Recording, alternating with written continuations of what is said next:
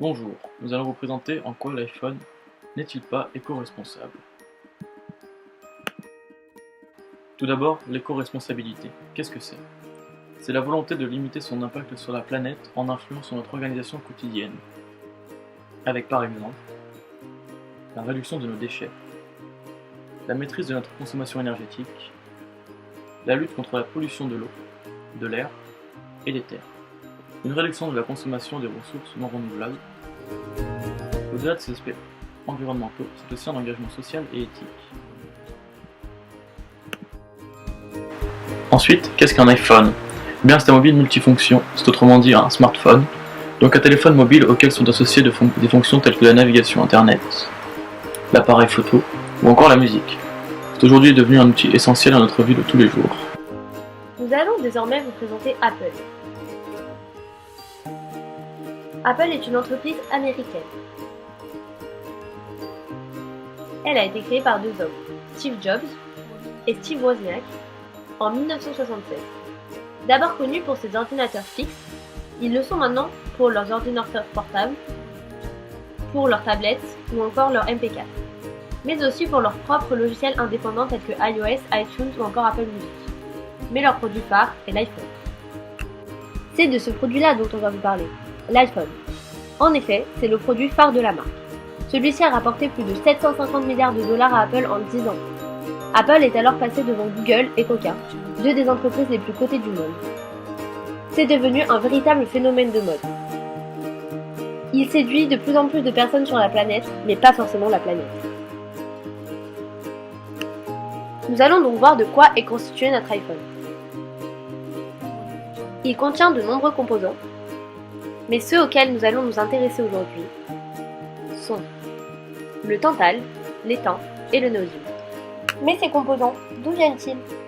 Avant d'être transformés, ils sont extraits dans des mines en République démocratique du Congo, qui appartiennent à l'entreprise MHI, qui fournit Apple en tantal. En effet, pour récupérer le tantal de nos iPhones, 3000 personnes travaillent dans les mines jour et nuit. C'est un travail dangereux, car elles sont étroites et chaudes, 43 degrés en moyenne, et de simples planches de bois maintiennent les galeries. Les ouvriers passent 12 heures minimum dans la mine et sont payés 5,50 € par jour. Il n'y a bien sûr pas de contrat de travail. Un seul hôpital local est situé à proximité de la mine et ne possède que 60 lits et une seule table d'opération. En moyenne, 50 cas de mineurs sont enregistrés par mois à cause des plafonds de la mine qui s'effondrent régulièrement, ce qui représente la moitié des patients. Les corps sans vie sont laissés dans les mines. Ce travail est normalement interdit aux moins de 15 ans, mais ce n'est pas le cas. Les enfants sont payés seulement 40 centimes par heure pour aller dans les mines. En achetant ces minerais, Apple finance une guerre en République démocratique du Congo dans l'indifférence générale. Elle oppose armée régulière et groupes rebelles. Elle a déjà causé entre 3 et 5 millions de morts. L'enjeu? Le contrôle du sous-sol congolais, riche en minerais tels que l'étain, le tantal, le tungstène et l'or. On en a tous un peu dans nos portables. Les seigneurs de guerre achètent des armes avec l'argent qu'ils tirent de ces minerais. L'ONU veut rétablir la paix et a déjà déployé 20 000 casques bleus, mais cela n'a pas suffi. Le chef de l'ONU lui-même l'affirme. Les entreprises doivent être responsables et ne peuvent pas juste se contenter de faire du business et d'exploiter les mines, car les groupes armés en profitent et vendent illégalement ces minerais à certaines entreprises asiatiques. En 2013, en pleine zone de guerre, China National Mine Ferrous achète ces minerais de sang pour le compte de sa maison mère. Minmetal, un géant chinois du secteur. Minmetal utilise ensuite une autre de ses filières pour revendre les minerais, et parmi les clients de cette filière, Apple.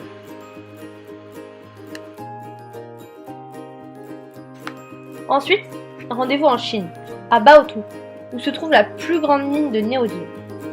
97% de la production mondiale de néodyme est extraite là-bas par l'entreprise Baogang, un sous-traitant de l'industrie des smartphones qui pollue les sols et l'eau.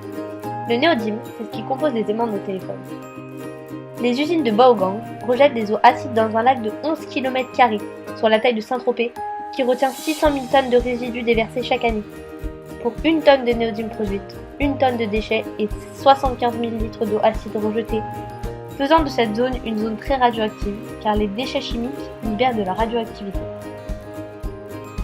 Les habitants de la ville sont obligés de partir, Ils étaient 4000 habitants et ils sont désormais une dizaine, car la pollution et la radioactivité sont trop fortes et plus rien n'est comestible. Il y a beaucoup de cancers et de maladies à cause de l'eau, et la plupart des villageois meurent avant 40 ans. L'eau contamine les hommes, les sols et le bétail. La ville de Baotou est appelée la ville des cancers. Cette entreprise fournit Digital Europe qui fournit elle-même l'entreprise Apple en est au-dessus. La fabrication des écrans des iPhones a lieu en Chine, dans l'usine LCE. Sur les brochures, cette usine promet des conditions de travail idéales, comme un appartement vaste et gratuit climatisé, un terrain de volley et de billard et un salaire de 430 €, bien plus que le salaire moyen en Chine. En réalité, des textes sont accrochés à l'entrée de l'usine, dans lesquels les employés se dénigrent pour un travail qu'ils auraient mal fait et sont donc humiliés publiquement. Les ouvriers sont déshumanisés et ils portent des combinaisons, des masques et ils sont numérotés. Le rythme de travail est très intense. 10 heures de travail par jour pour vérifier 6000 écrans, soit 5 écrans toutes les 30 secondes et payés 70 centimes de l'heure, soit environ 210 € par mois. Le vaste appartement de la brochure est en réalité une chambre de 20 mètres carrés où s'entassent 8 ouvriers. La moitié de l'effectif des employés sont mineurs, ce qui est illégal et contraire au droit international et aux lois chinoises. Les enfants, eux, sont payés 160 € par mois, travaillent 13 heures par jour de nuit, un mois sur deux, et ont un seul jour de congé toutes les 2 semaines, ainsi que 2 jours fériés par an. L'intérêt d'employer des enfants dans l'usine, ils sont payés moins cher, ils sont plus contrôlables et disciplinés, et on peut plus facilement leur donner des ordres. Sur ce document, on peut voir plus précisément tout le déroulement de la conception d'un iPhone. De l'extraction des matières premières en Afrique, comme on l'a vu précédemment, donc au Gabon et en République démocratique du Congo, pour le coltan, l'étain et le tantale, mais encore en Mongolie et en Chine pour l'extraction des terres rares. La fabrication et l'assemblage des pièces a principalement lieu en Asie, en Corée du Sud, au Japon et en Chine, mais également au Brésil, en France et en Allemagne. Avant d'être en notre main, notre iPhone a donc fait le tour du monde, mais ce qui signifie aussi qu'il a généré beaucoup de pollution lors de ses transports.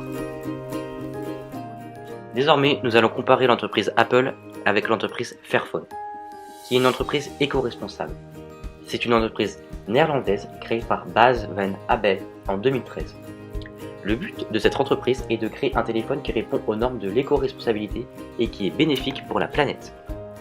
Cette entreprise s'engage à être exemplaire sur tout le circuit de production de leur téléphone. Par exemple, ils utilisent des matériaux plus responsables pour les composants. Ils se sont eux-mêmes rendus sur les lieux d'extraction et de production, tels que les mines au Congo, afin de s'assurer des bonnes conditions de travail des employés. Ils s'engagent aussi à ne pas fournir de minerai de sang, ce qui finance les conflits armés. Fairphone se rend aussi sur les lieux de production de ces téléphones, en Chine, tout particulièrement à Suzhou, dans une usine se nommant HIP, qui s'occupe de l'assemblage des Fairphones.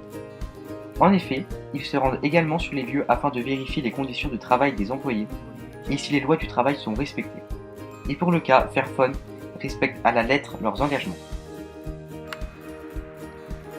De plus, l'entreprise Fairphone décide de mieux redistribuer leurs bénéfices tout au long de leur chaîne de production.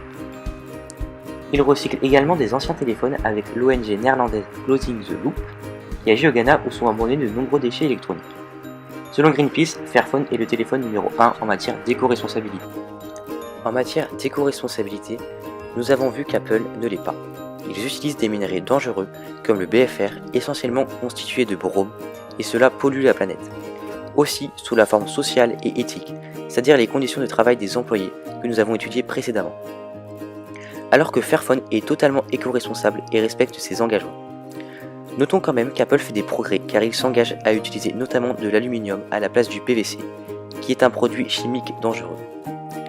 Apple commence aussi à avoir recours aux énergies renouvelables et compte s'y convertir dans un avenir proche.